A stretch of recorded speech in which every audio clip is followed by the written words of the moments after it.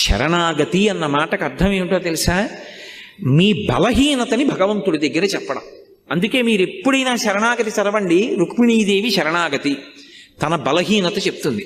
గజేంద్ర మోక్షణం శరణాగతి తన బలహీనత చెప్తాడు.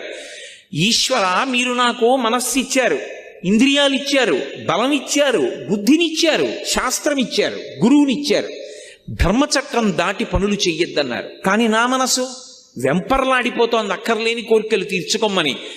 ఈశ్వర, నన్ను నేను నిగ్రహించుకోలేకపోతున్నాను, నా మనసును నేను వశం చేసుకోలేకపోతున్నాను, నేను దానికి లొంగిపోతున్నాను, తప్పులు చేస్తున్నాను, మీరే నన్ను ధర్మంలో నిలబడేటట్టు చెయ్యండి, ఇక నన్ను నేను నిగ్రహించుకోలేకపోతున్నాను అని ఉన్న మాట ఉన్నట్టు ఈశ్వరుడి దగ్గర చెప్పాలి.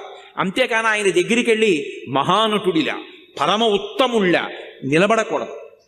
తప్పు చేస్తే ఈశ్వరా నిన్న తప్పు జరిగింది, ఈ తప్పు చేశాను, వేరొకసారి నా